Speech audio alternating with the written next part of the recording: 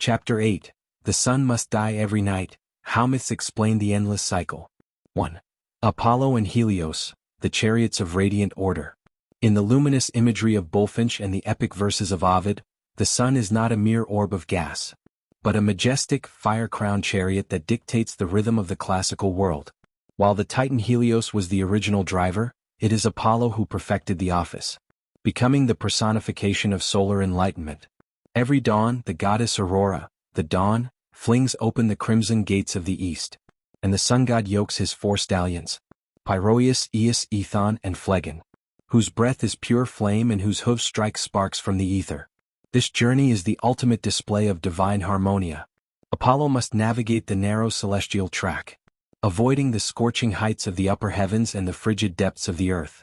The tragedy of Phaeton, Helios's mortal son who attempted to drive the chariot and nearly set the world ablaze, serves as a grim reminder that the sun is a weapon of mass destruction held in check only by divine discipline. For the Greeks, the daily arc of the sun was the physical manifestation of reason and law, a golden thread that stitched the fabric of time together, ensuring that the shadows of chaos were kept at bay by a steady, radiant hand. 2. Sol and Mani, the desperate flight of the north. In the prose Edda, the sun and moon are not masters of the sky, but beautiful fugitives. Sol, the sun, and her brother Mani, the moon, drive their chariots across the heavens at a frantic, breathless pace. They do not move to bring light. They move to survive.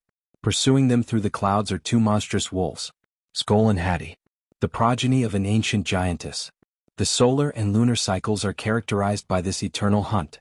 When an eclipse occurs, it is the shadow of the wolf's jaws coming dangerously close to swallowing the light. This creates a sky filled with Norse fatalism. The gods and men know that on the day of Ragnarok, the wolves will finally catch their prey. The light of the north is therefore a borrowed time, a flickering candle fleeing from an inevitable void. The sun's warmth is seen as a precious, fragile mercy, and the moon's silver light is the pale comfort of a traveler who knows that the night is filled with teeth. 3. Ra's nightly resurrection and the defeat of Apep. According to the funerary texts of Wallace Budge, the Egyptian sun cycle is a cosmic war for the survival of the universe. By day the god Ra sails across the sky in the Manjet, the day bark, his radiance sustaining the 2 lands. But at sunset he enters the Duat, the underworld, in the Mesektet, the night bark, transforming from a king of light into a warrior of the shadows. For 12 perilous hours, Ra must navigate a subterranean river, where the massive serpent Apep, Apophis, lies in wait, seeking to coil around the sun barge and swallow the sun into the belly of primordial darkness.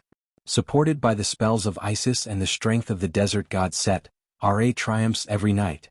His sunrise at dawn is not a mechanical certainty, but a hard-won victory of Ma'at, order, over Isfet, chaos.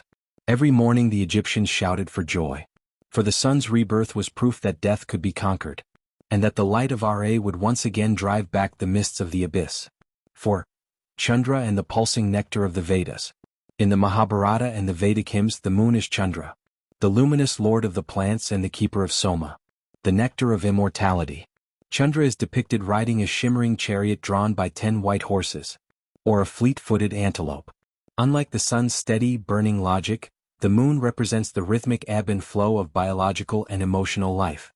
Chandra's cycle of waxing and waning is the result of a divine curse. He married the 27 daughters of Daksha, the lunar mansions, but because he favored the beautiful Rohini above all others, he was cursed to waste away. The gods eventually intervened, allowing him to regain his strength periodically, thus creating the lunar phases. In the Indian worldview, the moon is the cup of the gods that empties and fills, mirroring the soul's own journey through the cycles of reincarnation, and the cooling influence of the divine mind over the fires of earthly desire. 5. Gun Ana and Ada, the celestial parents of the steppe. In the vast, open landscapes of Turkish mythology explored by Bahattin Ojal, the sun and moon are the supreme nurturing forces of the Köktengri. Gun Ana, Sun Mother, resides in the highest 9th layer of heaven, her rays reaching down like golden ropes to hold the earth in place. She is the protector of the hearth and the ripeness of the fields, her warmth seen as a direct blessing, cut, for the prosperity of the tribe. Beside her is Iada, Moon Father, who dwells in the 6th layer of heaven. While the Sun Mother provides life, the Moon Father provides guidance through the darkness. He is the guardian of travelers and the protector of the soul during the night. The transition between day and night is viewed as a divine dialogue between the maternal warmth of the sun and the paternal wisdom of the moon. Together they form the dual protection of the Turkic soul, ensuring that even in the harshest winter of the steppe, the people are held between the warmth of a mother's embrace and the watchful eye of a father's wisdom.